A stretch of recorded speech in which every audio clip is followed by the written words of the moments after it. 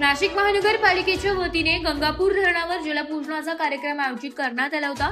गंगापूर धरणावर महापौर हिमगौरी आहेरडके यांच्या शुभ हस्ते व स्थायी समिती सभापती मच्छिंद्र सानप, मनपायुक्त मनीषा खत्री, गटनेते श्याम पडोदे, अजय बोरस्ते, गटनेत्या सीमा ठाकरे, गटनेते केशव बोरसे, भाजपा नेता लक्ष्मण सावजी, अतिरिक्त आयुक्त अमित रंजन, प्रभाग सभापती सुरेश पाटील, समाधान देवरे, नगरसेवक भगवान दोंदे, निवृत्ती इंगोले, प्रवीण जाधव, बाळासाहेब निगळ, नगरसेविका अंकिता शिंदे यांच्यासह मनपा नगरसेवक पदाधिकारी यांच्या उपस्थितीत विधिवत पूजा करून जलपूजन करण्यात आले। पूजेचे पौराहित्य राहुल बेळे यांनी केले। यावेळी उपस्थितांनी श्रीफळ अर्पण केले।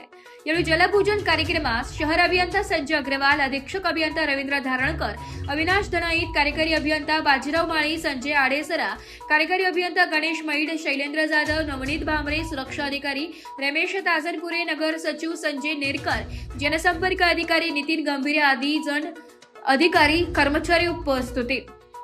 धरणावर जलपूजन महानगरपालिकेतर्फे माननीय मेयर मॅडम, स्टँडिंग चेअरमॅन, सर्व मान्य गटनेता आणि सभापती पण होते।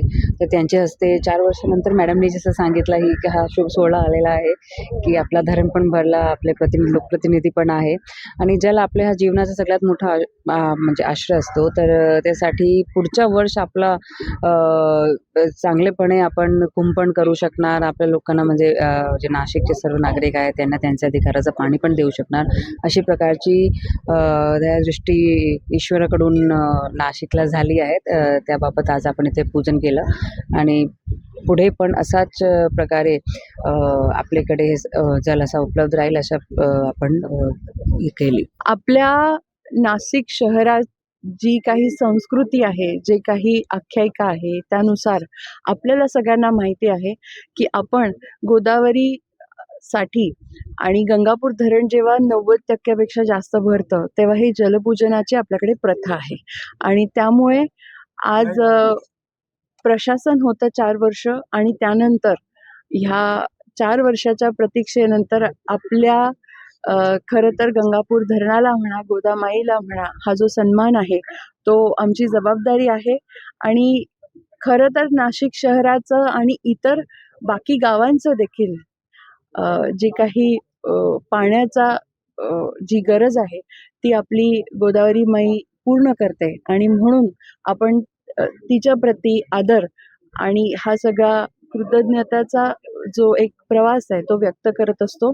येणाऱ्या कुंभ पर्वामध्ये हे जे सगळे काही कामं आहेत शेवटी आपण सेवेसाठी करतो, धर्मासाठी करतो, मानवतेसाठी करतो।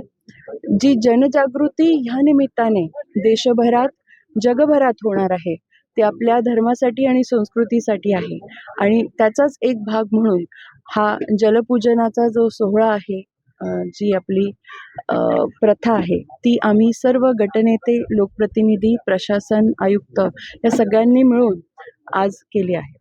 ताई, काय साकडं घातलंय तुम्ही? गोदावरीची पूजा केलेली आहे, कलश पूजन केलं आहे। साकडं हेच आहे की आता नाशिकमध्ये येणारा जो कुंभ पर्व आहे तो एका वेगळ्या दृष्टीने सगळे त्याच्याकडे पाहत आहे, तो निर्विघ्न पार पडावा आणि येणारा कुंभ जो आहे तो नाशिक करता, त्याच्या पुढच्या 25 वर्षाकरता हा मुहूर्तमेढ असेल आणि त्या निमित्ताने नाशिकची जी प्रगती आहे ती उत्तरोत्तर होत राहील। एसवराठी न्यूज साठी नाशिक शहर प्रतिनिधी, नाशिक।